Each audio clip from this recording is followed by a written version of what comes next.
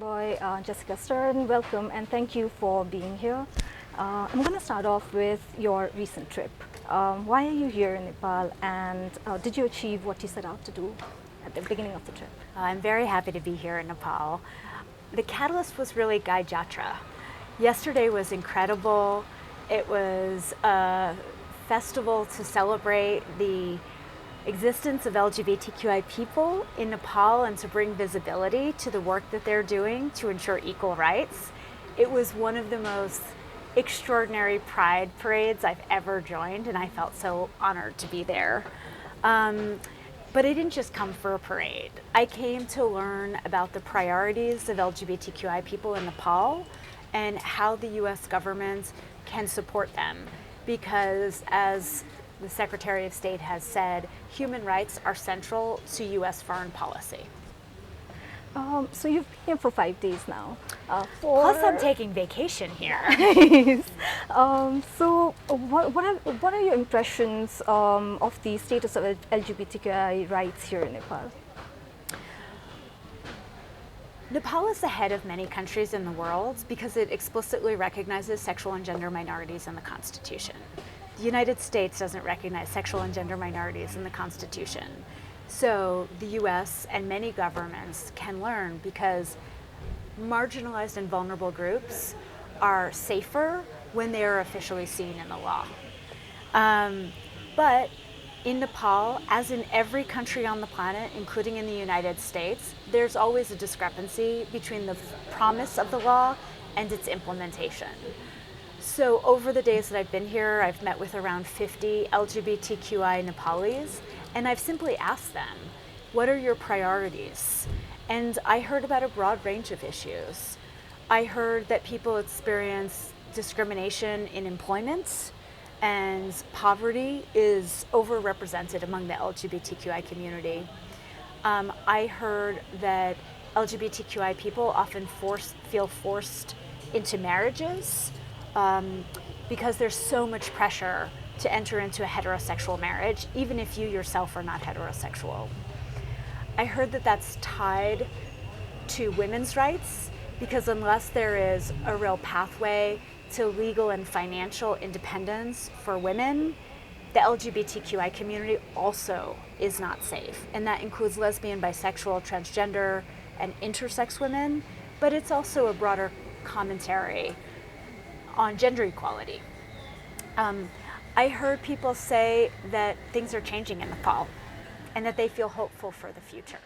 And I heard people say that yesterday was the largest Gai Jatra that has ever happened.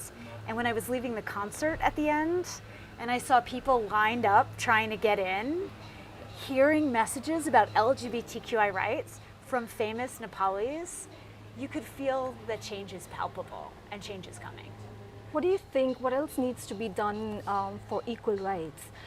Is it perhaps like a step-by-step process, like ensuring equal citizenship? Well, when you ask LGBTQI people in Nepal, what do you want? They will answer. They will give you a long list. We just have to ask them and then listen.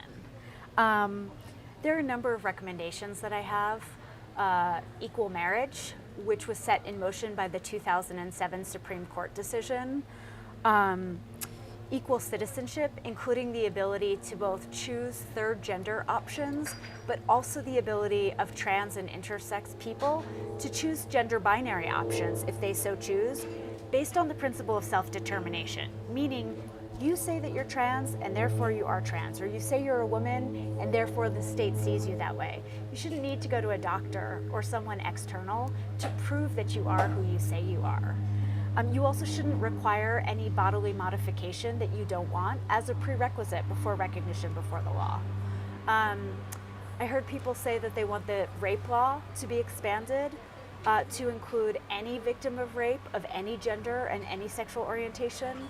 And I heard people say that they want recognition as parents because LGBTQI people are parents, they want to be parents, they have children, and like anybody else, they want their families to be safe.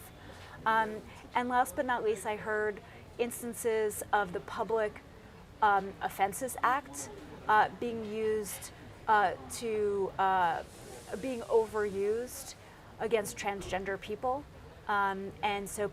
So I heard that there's a very strong interest in ensuring that there's no arbitrary arrest or harassment of transgender people in Nepal. You're visiting India later this month. I am. This is your first South Asian country, I believe, but you've been to other Asian countries, including Malaysia.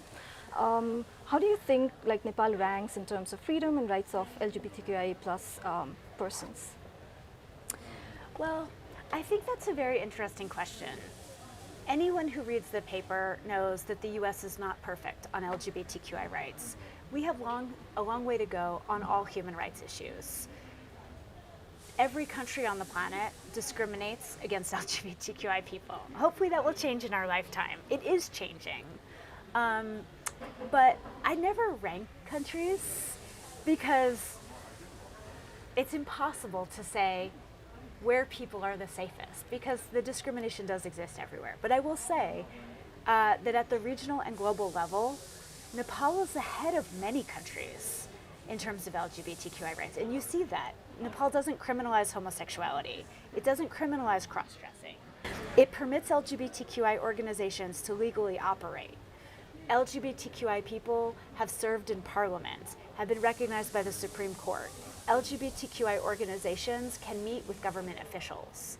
So Nepal can show not just regional, but global leadership on this issue. In fact, it already is. Are there any things that Nepal is doing on the issues around LGBTQI plus persons' rights that the rest of the world can learn from? Every country, okay, well, I hope I can say this. I think I'm allowed to say this. It would be my wish that every constitution in the world codified LGBTQI rights in their constitution. Nepal is one of the countries that established that it's possible, and the rest of us need to learn from this precedent and then implement those constitutional protections.